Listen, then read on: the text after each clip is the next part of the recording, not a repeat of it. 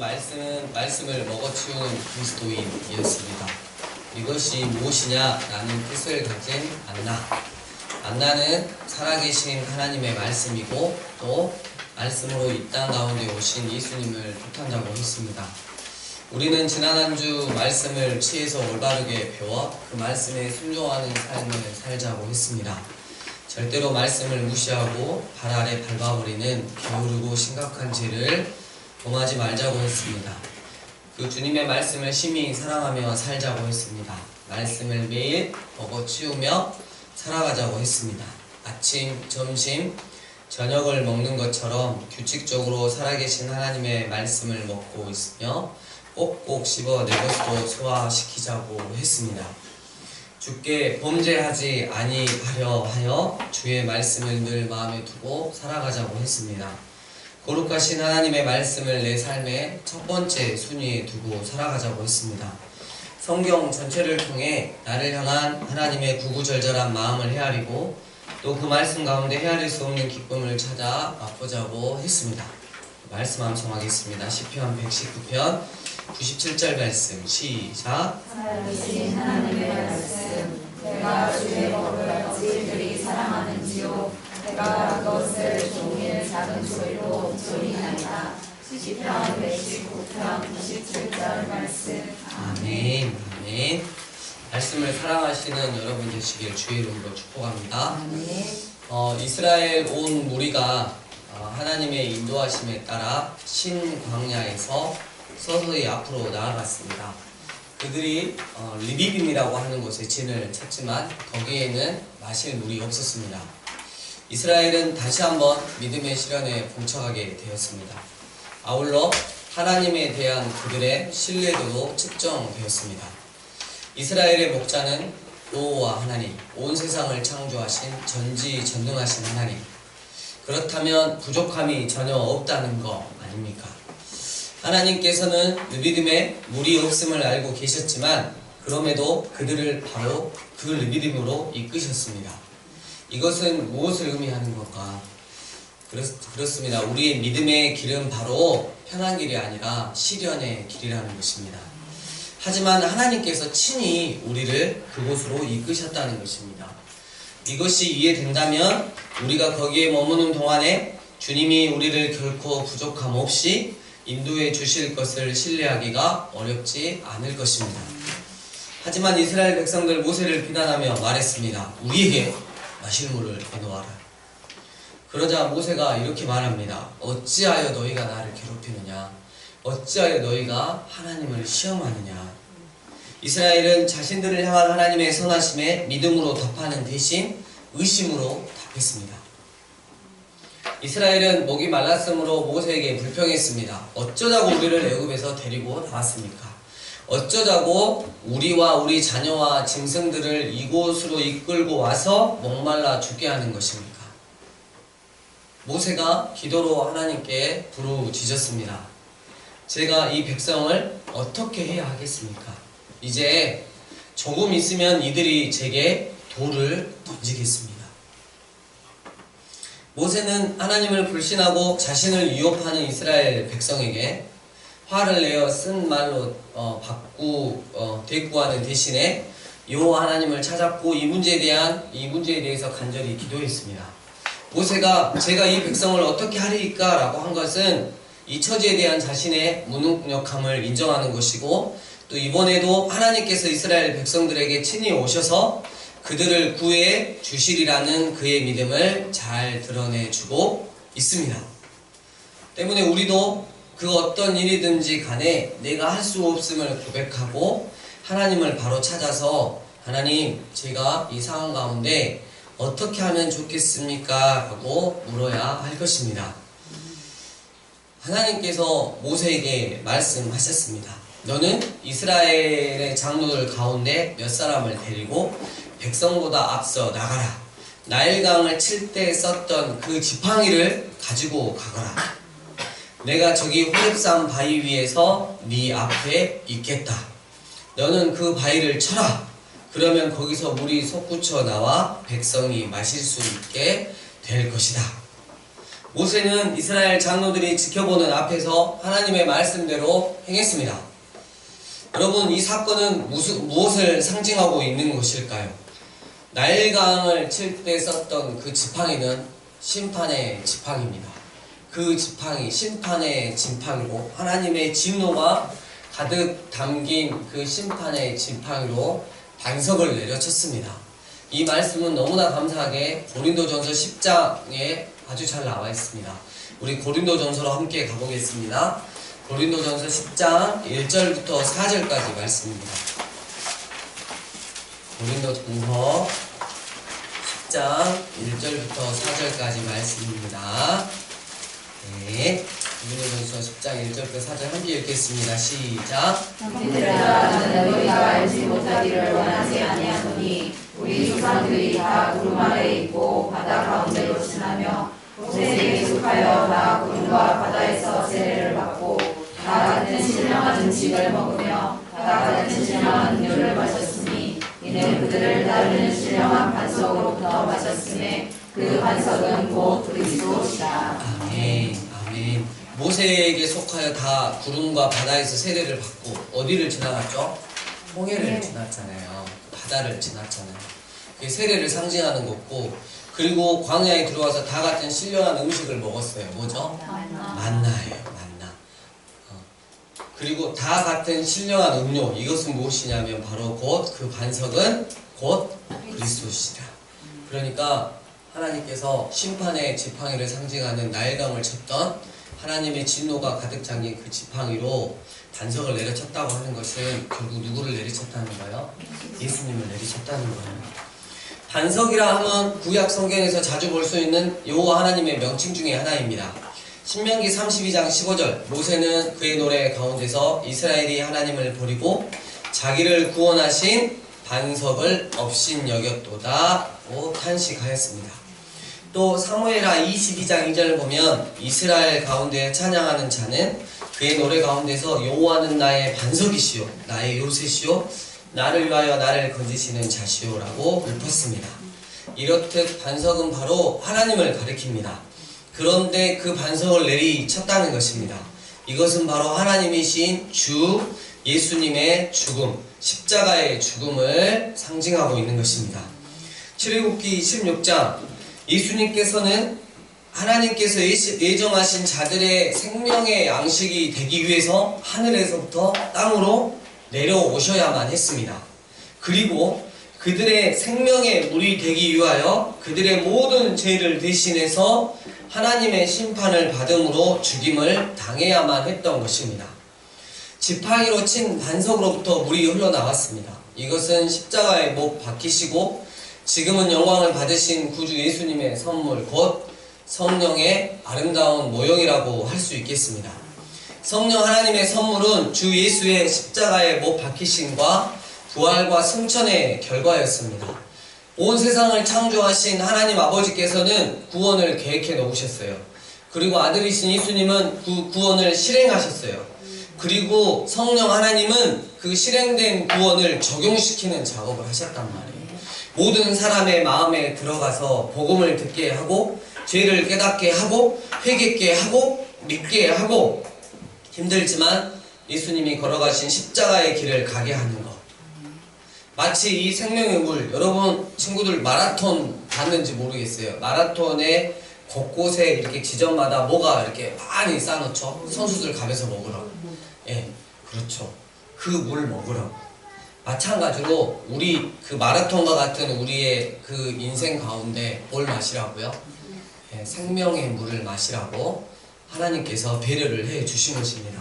이 사실은 요한복음 7장 37, 38절에 예수님께서 친히 말씀하신 가운데 나타나 있습니다. 예수께서 서서 외쳐 이르시되 누구든지 목마르거든 내게로 와서 마시라. 나를 믿는 자는 성경의 이름과 같이 그 배에서 그 안에서 생수의 강이 흘러 나오리라. 그리고 그 다음 구절, 이는 그를 믿는 자들이 받을 성령을 가리켜 말씀하신 것이라. 아멘. 아멘. 여러분, 성령님은 어디에 거주하시죠? 그 안에서. 그러니까 뭐예요? 우리 안에서 거주하신다는 거예요. 고린도전서 10장 4절에 다 같은 신령한 음료를 마셨으니 라고 하였습니다. 이는 참으로 중요한 말씀입니다. 이는 하나님의 모든 백성들이 성령을 받았다는 사실을 모형적으로 증거하는 것입니다. 여러분이 지금 이 자리에 나와서 예배를 드리고 하나님을 아버지라고 믿고 예수님을 구주라고 믿는다면 여러분, 이거는 나의 적극적인 믿음의 반응도 있지만 그 적극적으로 믿음의 반응을 할 수 있게 누가요? 성령 하나님께서 이미 역사하고 있는 것이에요. 마치 동전의 양면과 같은 것입니다. 이스라엘의 모든 자녀가 지팡이로 친 반석으로부터 물을 마셨음과 같이 원형적으로 보면 하나님의 모든 자녀들이 부활하시고 승천하셔서 하나님 보좌 우편에 앉아 계신 예수님의 선물 곧 성령 하나님께 참여하는 자들이 되었으니 갈라디아서 4장 6절 너희가 아들임으로 하나님이 그의 아들의 영을 우리 마음 가운데 보내서 아빠 아버지라 부르게 하셨으니라 하심과 같습니다. 여러분, 예수님을 믿는 자라면 성령님을 받지 못한 그러한 일이 결코 있을 수는 없는 것입니다. 이게 좀 이상한 신학의 교단들을 보면 예수님을 믿고 나중에 어떻게 해요? 성령 충만함을 다시 받아야 된다는 말이 있지만 절대 그럴 수가 없습니다. 로마서 8장 9절을 보면 누구든지 그리스도의 영이 없으면 그리스도의 사람이 아니라 라고 하였기 때문입니다. 우리가 예수님을 마음 중심으로 믿는 순간 성령 하나님을 선물로 받는 거예요. 여기서 정말 또 하나 진짜 중요한 게 있는데요. 일단 제가 사진을 먼저 잠깐 보여드리겠습니다. 단석이 저는 요만한 우리 식으로 하면 요만한 돌이잖아요. 근데 이때 반석은 그런 반석이 아니었다는 거 한 번만 보여주세요. 굉장히 높죠. 저 반석만 보면 큰 바위만 보면 아파트 7층 8층짜리 돌입니다. 저 정도 돼야죠. 그리고 높이가 어때요? 산으로 이렇게 좀 올라가는 느낌이잖아요. 200만 명이 동시에 하나님의 이적을 보려면 저 정도 높이는 있어야죠. 근데 저는 저기서 이렇게 반석에서 우리 나왔구나, 바위가 쪼개져 있었네, 이렇게만 생각했거든요. 저기 지금 사우디 가면 있어요. 인터넷 검색에 보시면 있는데요. 시편 74편 15절에 이런 말씀이 있어요. 주께서 바위를 쪼개요 큰 물을 내시면 이랬어요. 원래 바위가 몇 개였어요? 한 개였어요. 쪼갰다는 거야. 반으로 쪼갰는데 저기 가본 사람이 뭐라 그러냐면 그 바이트, 여기 쪼갠 그 바이트 안에 물이 솟아나는 거 있잖아요. 그 구멍이 있다는 거예요. 그리고 뒤를 딱 보니까 그 다음 PPT 수로가 물이 흘러갔던 흔적, 그 광야에 물이 흘러갔던 흔적이 저렇게 지금까지 그대로 재현이 되어 있다는 거예요. 여러분, 정말 주님의 말씀은 어떤 신화가 아니라 정확하게 역사적인 현장성을 가지고 있다는 것입니다. 여러분, 근데 이 사건이 언제 일어났냐? 그것은 이스라엘이 하나님 앞에 온 마음을 다해서 경배하고 예배할 때 있었던 일이 아니고 그들에게 베푸신 풍성한 은혜를 막 찬양할 때 있었던 일도 아니에요. 오히려 그 반대라는 거예요. 이스라엘은 지금 상황이 하나님을 원망하며 거의 돌을 던지려고까지 했으며 그들은 불신이 가득하여 이르기를 여호와께서 우리 중에 계시는 거야? 안 계시는 거야? 하나님 살아 계시는 거야? 에이, 이렇게까지 했습니다. 그럼에도 불구하고 물을 주셨다는 것은 주님의 은혜 말고는 설명이 되지 않는 것입니다. 죄가 많은 곳에 은혜가 더 풍성하였던 것입니다. 그렇다면 여러분, 나의 죄값을 다 치르시고 하나님 당신의 의로움을 만족하시는 십자가 은혜의 복음에 대한 나의 대답은 무엇이 되어야 하겠습니까? 지나간 과거는 필요가 없습니다. 바로 지금입니다. 지금 이 말씀을 듣는 이 순간에 우리는 정말 믿음으로 반응해야 할 것입니다. 고린도후서 9장 15절 말할 수 없는 그의 은사로 말미암아 내가 하나님께 감사하노라고 고백했으면 좋겠습니다. 이제 르비딤의 반석으로부터 시내가 물이 철철철 흐르게 되었다는 소식이 아말렉 족속에게 들렸습니다. 그들은 그 광야 같은 곳에 물이 철철철철 흐르니까 그 시내를 소유하기 위해서 먼저 이스라엘을 제거해야겠다는, 없애야겠다는 계획을 품었습니다. 그리고 곧 그들은 이스라엘을 공격했습니다. 아말렉이라고 하는 이름의 뜻은 전쟁을 좋아하다라는 의미예요. 그리고 그 이름에 따라 베드로전서 2장 12절 육체의 정욕을 따라 영혼을 거슬러 싸우는 자들이었습니다. 출애굽기 17장 8절 보니까 그때에 아말렉이 와서 이스라엘과 르비딤에서 싸우니라. 그때 모세가 반석을 쳐서 물이 나와 마시게 된 때, 다시 말하면 우리가 예수 그리스도의 십자가 은혜의 복음을 내 것으로 취해서 믿음으로 마셔 성령 하나님께서 내 안에 거하기 시작할 때, 이렇게 더 쉽게 말하면 나 이제부터 예수님 제대로 믿어야겠다라고 결단했을 때 사탄은 그 꼴을 절대 좌시하지 않고 결코 가만히 두고 보지 않고 바로 공격해 온다는 사실입니다. 출애굽기 이 장 14, 15, 16 이 장별 위치에서 왜 하필 이곳에 르비딤에서의 아말렉 전투가 있어야 했는지 여러분 아시겠습니까? 이제 이스라엘이 아말렉과 싸우는 과정을 살펴봅시다. 모세가 여호수아에게 명령했습니다. 우리를 위해 장정을 뽑아서 아말렉과 싸우러 나가거라. 내가 내일 하나님의 지팡이를 잡고 산꼭대기에 서 있겠다. 여호수아는 모세가 지시한 대로 아말렉과 싸우러 갔습니다. 모세와 아론과 훌은 산꼭대기로 올라갔습니다. 여러분, 싸움의 그 전략적인 것을 다 알고 있는 사람은 딱 한 사람, 모세밖에 없었어요. 애굽의 왕자로 있을 때 다 배웠단 말이에요. 병법을 다 배웠는데 누구에게요? 자기 시종을 드는 여호수아에게 너는 전쟁을 나가고 나는 어디로 가겠다? 산으로 가겠다. 내가 가지고 있는 모든 군사적인 그런 병법보다 하나님의 능력인 지팡이를 의지하고 기도하는 게 결론임을 알기 때문에 이렇게 이야기하고 있는 거죠. 모세가 두 손을 들면 누가 이겨요? 이스라엘이 이기고 두 손을 내리면 아말렉이 이겼어요. 내가 기도를 멈추는 순간 어떻게 해요? 내 앞에 있는 내 옆에 있는 모든 사람들이 그 소중한 사람들이 죽어가기 시작한다는 거예요. 모세의 두 팔이 아프기 시작했습니다. 그래서 그들은 돌을 가져다가 모세 아래에 두었습니다. 모세가 그 돌 위에 앉자 아론과 훌이 각자 양 옆에서 그의 두 팔을 받쳐주었습니다. 그리하여 그의 두 손이 해가 질 때까지 내려오지 않았습니다. 여러분, 모세가 너무 힘들어서 이제 내리려고 그래도 어때요? 양쪽에서 받쳐주는 것 때문에 내릴 수가 있어요? 없어요? 없어요. 잘 기억하고 계세요. 여호수아는 전투에서 아말렉과 그 군대를 무찔렀습니다. 첫째, 여기서 우리가 살펴보아야 할 것은 아말렉에 대한 이스라엘의 승리는 모세가 손을 올림으로써 결정되었다는 것입니다. 모세가 손을 들면 이스라엘이 이기고 손을 내리면 아말렉이 이기더니, 여러분, 이 올린 손은 기도의 모습이며 하나님께 간구하는 것입니다. 시편 28편 2절 내가 주의 지성소를 향하여 나의 손을 들고 주께 부르짖을 때에 나의 간구하는 소리를 들으소서. 둘째, 모세의 손이 점점 무거워졌다는 사실을 살펴봅시다. 여기서 우리의 상징에 대한 사실적 정확성을 우리는 볼 수 있습니다. 여러분, 우리는 하나님께 간구할 때, 기도할 때 얼마나 빨리 지치냐 이거예요. 기도 응답이 더디되면 기도가 어때요? 오토바이 시동 꺼지듯이 꺼져버린다는 거예요. 누가복음 18장 1절 항상 기도하고 낙심하지 말라고 우리 주님은 말씀하셨습니다. 그러나 얼마나 슬프게도 우리는 낙심을 잘합니까? 얼마나 빨리 우리의 마음은 무거워지냐 이거예요. 셋째, 그러나 모세는 홀로 버려지지 않았다는 것입니다. 아론과 훌이 그와 함께 있어 하나는 이 편에서 하나는 저 편에서 모세의 손을 붙들어 올렸습니다.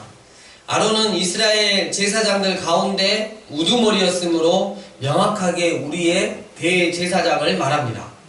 또 훌은 정확하게 누군지는 잘 모르지만 누이가 누구죠? 이름이?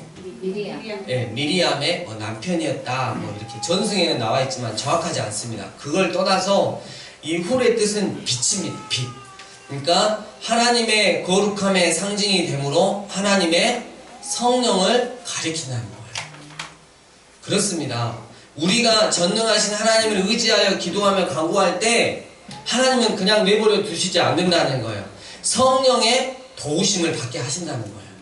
로마서 8장 26절 이와 같이 성령도 우리의 연약함을 도우시나니 우리는 마땅히 기도할 바를 알지 못하나 오직 성령이 말할 수 없는 탄식으로 우리를 위하여 친히 간구하십니다. 거기다가 원 플러스 원이요. 하나 더 있어요. 우리의 영원한 대제사장이신 예수님의 중보기도에 도우심도 받는다는 거예요.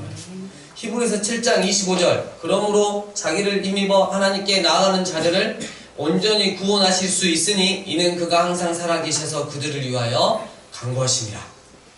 여러분, 이렇듯 하늘과 땅에서는 성령님이, 하늘에서는 예수님이 짜고 치고 밀어주시는데 팔을 내릴 수 없도록 기도할 수 있게 도와주시는데 죄된 내 자아를 심판받고 하나님의 뜻을 받드는 기도를 하는 자가 아말렉과 같은 사단에게 어떻게 질 수 있냐 이거예요.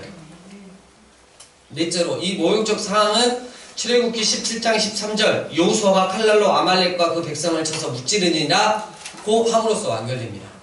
여기서 여러분 칼날은 뭐냐면 살아계신 하나님의 말씀을 가리키고 있습니다. 히브리서 4장 12절 하나님의 말씀은 살아있고 활력이 있어 좌우에 날선 어떤 검보다도 예리하여. 기도만으로는 우리가 육과 사단과 싸울 수 없다는 것입니다. 말씀도 역시 필요하다는 것입니다. 그러니까 예수님을 구주로 믿고 주님으로 따르는 우리에게 기도와 말씀이 결론이 되어야 한다는 것입니다. 여기서 또 하나 살펴봐야 할 중대한 사실이 있는데요. 그것은 아말렉이 한 방에 멸망당하거나 완전히 소탕되지는 않았다는 것입니다. 우리는 다만 여호수아가 칼날로 아말렉과 그 백성을 쳐서 무찌르니라 라고만 읽을 수 있습니다. 그렇습니다. 사단의 공격은 단 한 번만으로 끝나지 않는다는 것입니다. 또한 우리 속에 있는 사악한 본성, 끝도 없는 탐욕과 병든 자아사랑도 제거할 수 없습니다. 생각해 봤어요. 왜 하나님께서 우리 가운데 우리를 구원해 주셨으면 정말 이 마음에 있는 악한 본성이 그냥 싹 한 번에 없어져 버리지. 왜 악한 본성이 왜 이렇게 계속 존재할까? 왜 나의 의지하고 상관없이 악한 생각을 하고 음흉한 생각을 품고 내가 말하고 내가 하는 행동은 왜 그렇게 폭력적이고 상대방에게 아픔을 주는 말을 할까? 저는 이렇게 답을 했습니다. 죄가 우리 가운데서 행한 무서운 파괴를 심각하게 그리고 개인적으로 느끼도록 하고 우리 존재의 전적 타락을 깨닫게 함으로 지옥으로 갈 수밖에 없는 흉악한 나를 구원해 주시는 놀라운 은혜를 더욱 감사하게 하려는 것이라고 말입니다. 여러분, 저도 여러분 앞에 죄인이잖아요. 하나님 앞에 죄인이잖아요. 근데 한참 하나님 은혜 주실 때 조금 이렇게 어깨가 좀 펴지고 고개가 이렇게 딱 들어주고 교만해지려고 할 때 여지없이 기도와 말씀 가운데 그리고 믿음의 사람들을 통해 야, 네가 어떤 존재인지 알지? 너 여기 훅 가면 인생 끝나는 거다. 이런 것들 항상 깨닫게 해요. 아, 그렇지. 내가 과거에 어떠한 죄인이었는데 내가 어떠한 곳에서 구원을 받았는데 내가 이 하나님의 은혜를 입고 내 마음대로 살아갈 수가 있어. 생각하게 하는 거예요. 그것은 우리로 하여금 하나님 앞에 더욱 겸손해져서 더욱 하나님을 의지하게 하려 함일 것입니다. 신명기 25장 17절 18절 보면 큰 도움이 되는 꼭 명심해야 할 말씀이 있고 마칩니다. 이 말씀이 이르시기를 너희는 애굽에서 나오는 길에 아말렉이 내게 행한 일을 기억하라. 곧 그들이 너를 길에서 만나 네가 피곤할 때 내 뒤에 떨어진 약한 자들을 쳤느니라고 하였습니다. 여러분, 이 말씀 얼마나 내 자신을 잘 살피도록 마음을 정말 분발시켜주는 말씀인지 모르겠습니다. 습격을 여러분 받은 것은 아말렉의 공격을 받은 것은 사단의 공격을 받은 것은 맨 앞에 아니라 맨 뒤. 그러니까 그 지도자로부터 가장 멀리 떨어져 있는 자들이었어요. 그러니까 예수님으로 결론 못 내리고 아슬아슬하게 신앙생활을 하고 있는 자들이죠. 그러니까 사단에게 습격받기 가장 좋은 자는 뭐냐면 주님에게서 가장 멀리 떨어져 있는 자예요. 오직 주님을 바라고 우리는 주님 계신 가장 가까운 곳에 있어야 할 것입니다. 출애굽기 17장 마지막 말씀. 여호와께서 모세에게 이르시되 이것을 책에 기록하여 기념하게 하고 여호수아의 귀에 외어 들리라. 내가 아말렉을 흡수하여 천하에서 기억도 못하게 하리라.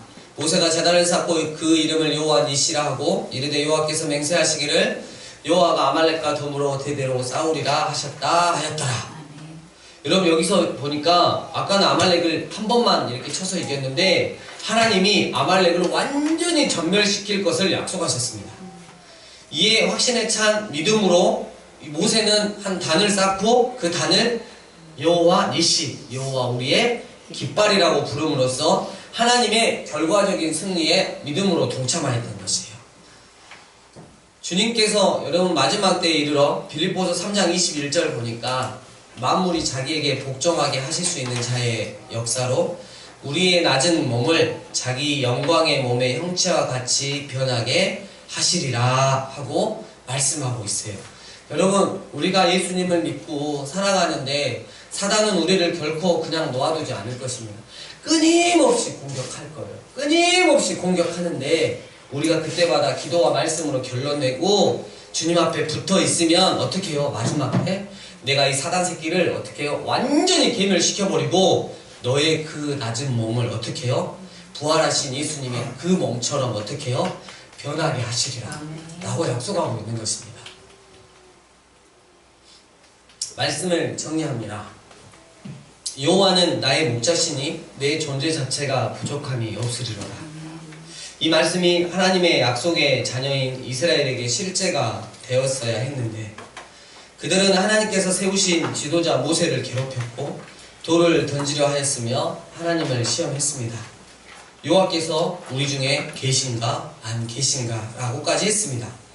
그럼에도 불구하고 오고 오는 세대에 구원에 대한 모형을 제시하셔야 했기에 하나님 모세를 불러 당신이 지시한 호렙산 그 바위를 치라고 명령하십니다. 모세는 말씀에 순종했고요. 그랬더니 그 엄청나게 큰 바위가 쪼개지더니 그 가운데서 큰 물이 흘러 넘치는 것이었습니다. 바위, 즉 반석을 친다는 것은 하나님이신 예수님의 고난, 즉 십자가 죽음을 가리킵니다. 하지만 그 십자가 죽음을 통해 예정된 하나님의 약속의 자녀들에게는 생명의 물이 흘러갔고 또 그 물을 마심으로 구원도 받고 성령을 선물로 받게 되었습니다. 이제 여호와 언약의 하나님을 아빠 아버지라 부를 수 있게 되었습니다. 이 모든 것들은 우리의 어떤 의로움이나 행위가 아님을 지극히 하나님을 불신했던 이스라엘을 통해 알 수 있습니다. 여러분 하나님께 큰 죄를 지었던 작은 죄를 지었던 죄의 열매가 가득하던 그렇지 않고 죄의 꽃만 피었던 교회를 오래 다녔던 그렇지 않던 중요한 것이 무엇이냐면 말로 표현할 수 없는 이 큰 은혜를 주신 하나님께 이제부터 앞으로 어떠한 마음가짐과 모습으로 살아가느냐 하는 것입니다. 부디 하나님의 약속된 자녀로서의 모습을 보이시길 간절히 바랍니다. 이렇게 우리가 결단할 때 거기가 끝이 아니고 새로운 영적 전투의 시작임을 그동안 사단의 종 되었던 소속에서 하나님 자녀로 소속이 바뀌니 사탄이가 어떻게 이걸 그냥 보고만 있겠습니까? 그래서 우리 삶에서 반드시 아말렉 전투가 있는 것입니다. 사랑하는 광주 삶의예배교회 성도님들, 이 영적 전투를 이기기 위해서 첫째, 나는 아무것도 아님을 고백하고 전능자이신 하나님만을 의지하고 신뢰하겠다라는 믿음의 기도를 할 것을. 둘째, 응답이 더디 되더라도 전쟁이 더욱 치열해지더라도 성령님께서 도우시고 또 하나님 보좌 우편에서 예수님께서 중보하신다는, 그래서 나는 무조건 이기는 전쟁을 하는 것임을 믿고 더 힘낼 것을. 셋째, 좌우의 날선 어떤 검보다도 예리한 살아계신 하나님의 말씀을 무기로 사용할 것을. 오늘 본문은 말합니다. 그렇게 하면 백전백승이라는 것입니다. 이래서 기도와 말씀이 우리의 결론이 되어야 한다는 것입니다.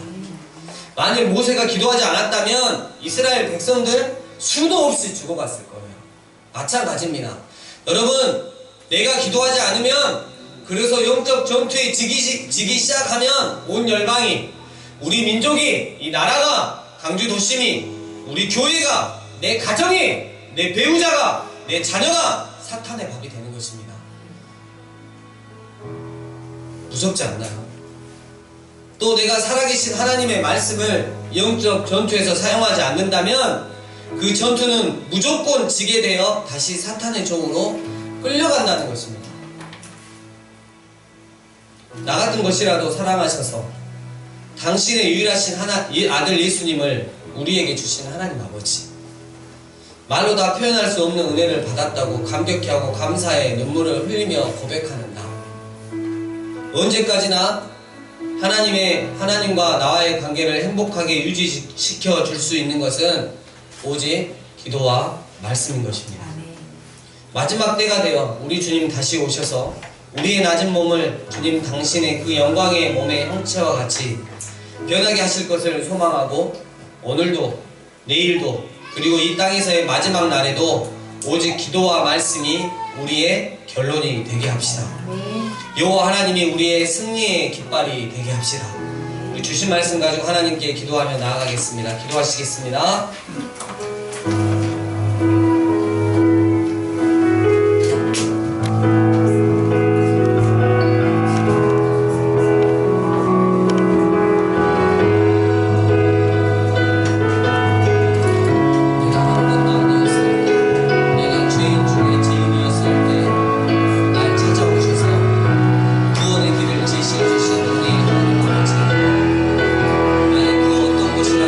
주님의 은혜를 만져주실 수 있습니다.